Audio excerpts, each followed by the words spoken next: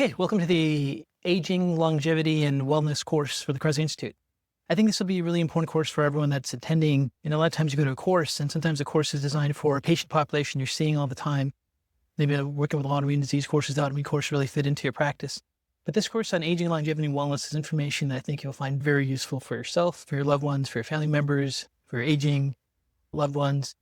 And the principles also apply to really working with chronic patients. So the way the course is organized is we're going to really go into some basic concepts of aging physiology. And then we're going to go into what's actually happening with the pathophysiology of aging. And then we're going to get into wellness or non-disease, prevention of disease states, how to identify early disease with different types of laboratory and medical workup evaluations. And then we're going to talk about nutraceuticals that have been shown to impacting aging physiology. Then we're going to get into dietary lifestyle strategies that impact aging and risk for disease development during the aging process. And then we'll go through like how to go through an evaluation applying these principles, then how to put together a treatment plan, individualized plan, and then we'll do some case studies. So as we get into the first concept, the clinical application of the concepts of geroscience and longevity medicine, this is what I want to get into. Geroscience means geriatric science. It's really the science of what happens over aging.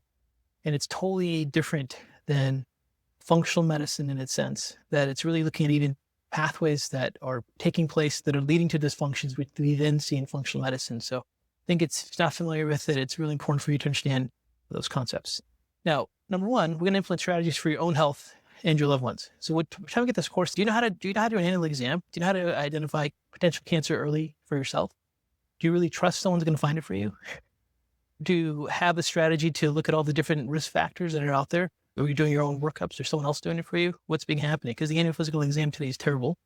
And do you know how to go through that process of looking for the most common diseases? So we're going to get into that in detail. And then you want to identify patterns of early disease in your practice, how to incorporate those principles into your practice. Part of longevity is to make sure you catch disease early and prevent it from expressing. Then understand the concepts of geroscience. And geroscience is the pathophysiology of why cells start to fail. Why does a person not respond to care?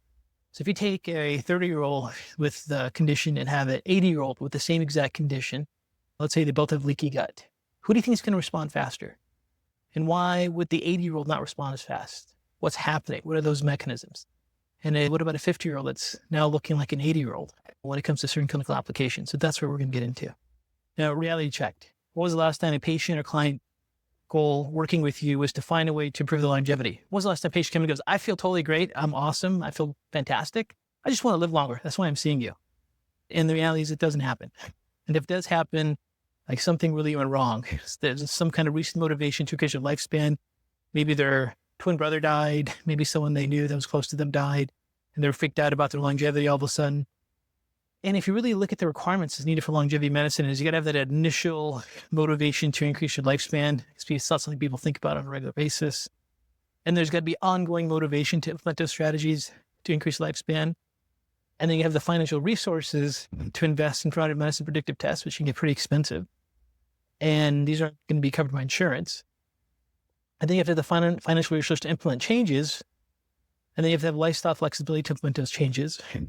And maybe it's like, hey, you need to reduce all stress and buy yourself a cold plunge and spend $10,000 there. And you need to get a trainer and you do all these things to make it work. And that's not feasible for a lot of people.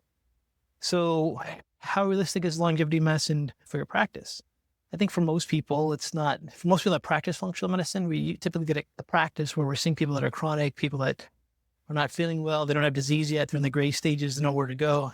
We're not necessarily seeing people that are coming to us totally healthy, trying to extend their lifespan. However, what we can do, and we're going to do in this course, is really talk about the concept of geroscience. So geroscience can help you understand how aging physiology leads to disease comorbidity and how to develop effective clinical strategies. So the goal of this course is to understand longevity science and how it impacts chronic patients we see daily who not respond to normal interventions. And one of the things you always have to consider when you do a workup is, can I figure out what's going on? Do I have an understanding what's going on with the patient's case? And then the next part of that is, do you think will they respond to care? So this is not longevity and wellness, like Botox, just go on HRT, to have youthful peaks of hormones, different kind of wrinkle treatments, facial creams. That's appearance medicine. It's not wellness and longevity. So let's go over the things that really have been shown to make an impact. And the information that has been shown to make an impact on longevity is pretty commonly understood at this point. These are the main points. If you're out there listening to longevity experts or reading anything about it, we know that there's a big emphasis on caloric restriction, time-restricted feeding and fasting. We're going to go over those research concepts and also implementation, and then difference between time-restricted feeding and extended fasting. Another key thing is using a continuous blood sugar monitor to keep glucose under control, limiting sugars over cooked and fried foods because they're oxidized. Obviously, don't smoke, use alcohol or tobacco products. Limit alcohol, exercise, try to increase your VO2 max or your cardiovascular fitness above average. Some people promote taking medications that improve longevity genes like metformin, rapamycin. Some people recommend taking medications preventing that lower cardiovascular risk, aspirin and statins. Take nutraceuticals that impact longevity genes, like resveratrol, different types of thiamine. Take nutraceuticals to support methylation. Take senolytic supplements. Avoid sunlight and radiation exposure. Have a happy social life, sense of purpose. Keep your brain active. Sleep well. Reduce stress and eat a healthy diet. That's it. Those are the main principles of longevity medicine. Take these concepts, get some HRT, some natural testosterone, and then you're done. So we're done with the course. That's all you need to do. It's really that simple, right? So it's not. And I'm being a little facetious, but I'm trying to get to the point. Those concepts are all important. These concepts are all important, okay? But we have to talk about where they apply into clinical practice. How do we implement them? How do they impact our cases? And what does it really mean in a real clinical setting? Now let's go over some different models and let's make sure we understand what we're doing. So people use the term anti-aging medicine or longevity medicine, preventive medicine, wellness medicine, functional medicine, without really understanding what they mean. So in the context of this course, anti-aging medicine is, we're going to refer to it as the medicine that's focused on youthful appearance and function with aging. This is where people, I don't know if you've ever gone to an anti-aging conference, you're going to see everyone has their hair colored, everyone's on steroids, everyone's got lip fillers, everyone's got Botox all over. And I say everyone, all the physicians there. It's okay, you're getting older, just face it. You don't need to try to keep looking like you're younger and probably wearing an earring and t-shirt and jeans that are tight when you're 60. It just isn't working. But that's the anti-aging count, if you guys ever bet, okay? That's not what we're focused on.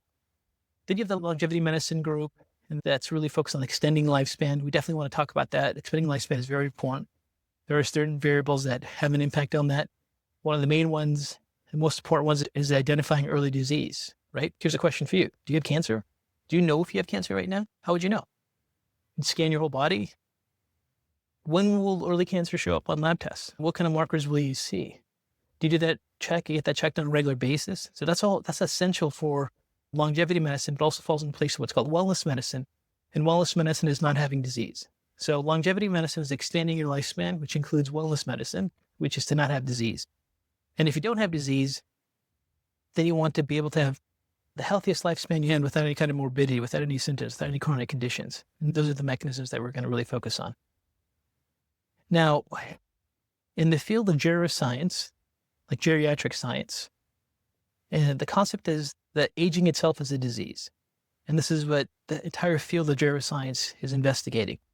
And geroscience is a field of research that has its own journals, has its own departments at universities, and they're looking at what's happening with the aging physiology. And their belief is there's physiological things that are taking place, and the expression of those physiological things that are taking place is then leading into disease, right? All the chronic diseases.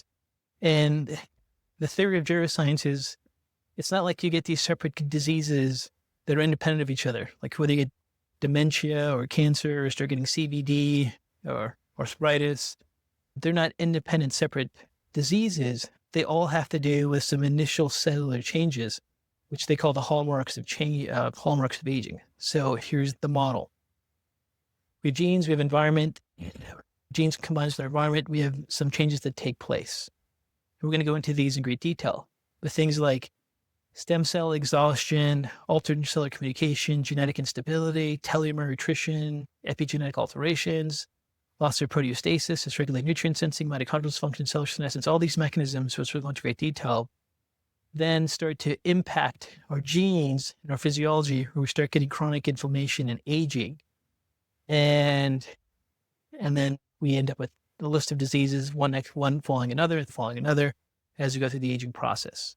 So their concept is we have to address these issues, change the expression of these hallmarks of aging to avoid this, which is different than functional medicine. Functional medicine is, oh, you have chronic inflammation, you must have leaky gut. You must have food sensitivities. You must have environmental allergens. Let's go and treat those. And then geroscience is, yeah, but why do you have those? We have these because these other mechanisms may be impacting it. And there's a place to really merge both these concepts together in real clinical practices.